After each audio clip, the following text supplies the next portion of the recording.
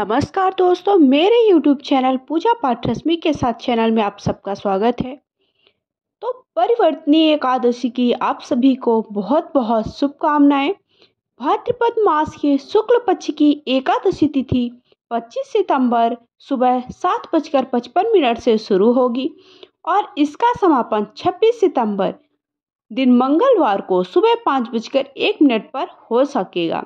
ऐसे में पार्श्व, जिसे परिवर्तनी, डोलनी और अलग अलग नामों से जाना जाता है, इस एकादशी व्रत को 25 सितंबर सोमवार के दिन रखा जाएगा। वहीं गौड़ पार्श्व एकादशी व्रत 26 सितंबर 2023 मंगलवार के दिन रखा जाएगा। कभी कभी एकादशी व्रत लगातार 2 दिन रखा जाता है। जो स्मार्ट नियमों का पालन करते हैं उन्हें पहले दिन व्रत रखना है। वहीं जो सन्यासी, विधवा महिलाएं और मोक्ष प्राप्ति के लिए इच्छुक लोगों को दूसरे दिन एकादशी रखना चाहिए। इसे दूजी एकादशी के नाम से भी जाना जाता है।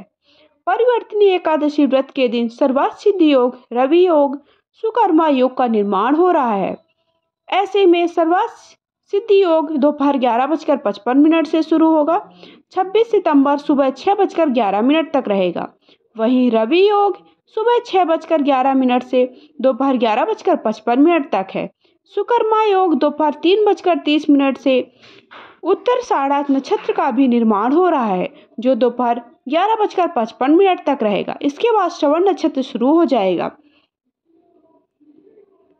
जो व्यक्ति एकादशी का व्रत रखता है उन्हें जीवन में कई प्रकार के संकटों से मुक्ति प्राप्त हो जाती है। परिवर्तनी एकादशी में भगवान विष्णु, भगवान गणेश की उपासना का अवसर श्रद्धालुओं को प्राप्त होता है। इस दिन उपवास रखने से वाजपेयी यज्ञ और स्वर्ण दान के समान पुण्य फल की प्राप्ति होती है। इस विशेष दिन पर वामन देव की भी उपासना की जाती है। इस दिन भगवान विष्णु भगवान के वामन अवतार का पूजन करना विशेष फलदायी माना जाता है। सनातन धर्म में एकादशी व्रत बहुत ही महत्वपूर्ण माना जाता है। एकादशी व्रत के दिन भगवान विष्णु की उपासना करने से साधक को सुख, समृद्धि, ऐश्वर्य की प्राप्ति होती है। भाद्रपद मास के शुक्ल पक्षी एकादशी तिथि के दिन परिवर्तनी एकादशी व्रत रखा जाएगा। इस विशेष दिन पर श्री हरि की उपासना करने से व्यक्ति सौभाग्य और पुण्य फल की प्राप्ति होगी। भाद्रपद माह के शुक्ल पक्ष की एकादशी को परिवर्तनी, पद्मा, जल झूलनी एकादशी के नाम से जानते हैं। भगवान विष्णु देवशयनी एकादशी से योग निद्रा में चले जाते हैं और भाद्रपद मास की शुक्ल पक्ष की एकादशी के दिन वे अपनी शेष शैया पर करवट बदलते हैं। इसलिए ये दिन और भी ज्यादा खास माना जाता है। इस दिन भगवान विष्णु के वामन रूप की पूजा की जाती है। व्यक्ति को इस व्रत करने से सुख, सौभाग्य में वृद्धि होती है। इस दिन माता यशोदा ने जलाशय पर जाकर श्री कृष्ण के वस्त्र धोए थे। इसी कारण से इसे जल झूलनी एकादशी भी कहा जाता है। मंदिरों में इस दिन भगवान श्री विष्णु की प्रतिमा या शालिग्राम को पालकी पर बिठाकर पूजा अर्चना करने के बाद ढोल नगाड़ों के साथ शोभा यात्रा निकाली जाती है, जिसे देखने के लोग उमड़ पड़ते हैं। परिवर्तनी एकादशी पर व्रत करने से सभी पाप नष्ट हो जाते हैं एवं वाजपेयी यज्ञ का फल मिलता है। जो मनुष्य इस एकादशी को भगवान विष्णु के वामन रूप की पूजा करता है वो तीनों लोक एवं त्रिदेवों की पूजा करने के समान होता है। इस दिन सुबह स्नान करके निवृत्त होकर भगवान विष्णु के वामन अवतार का पंचामृत से स्नान कराएं। गंगा जल से स्नान कराकर भगवान विष्णु को कुमकुम पुष्प समर्पित करें।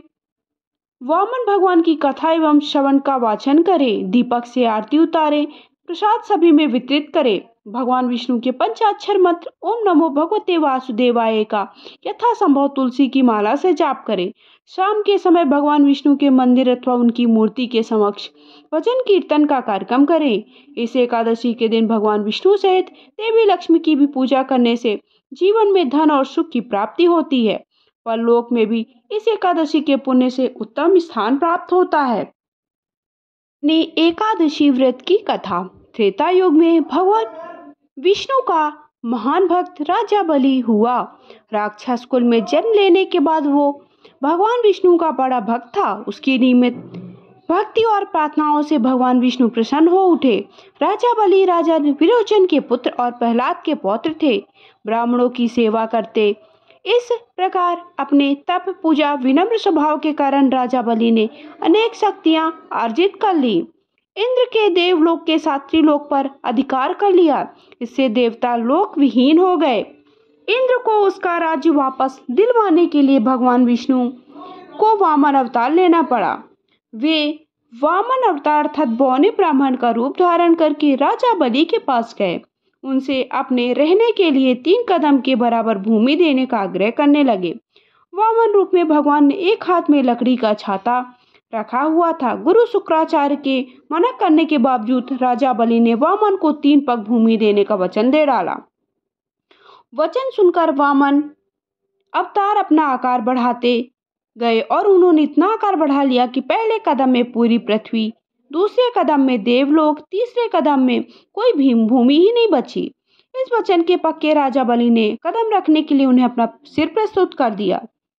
वामन रूप रखे भगवान विष्णु राजा बलि की भक्ति और वचनबद्धता से अत्यंत प्रसन्न होकर राजा बलि को पाताल लोक का राज्य दे दिया।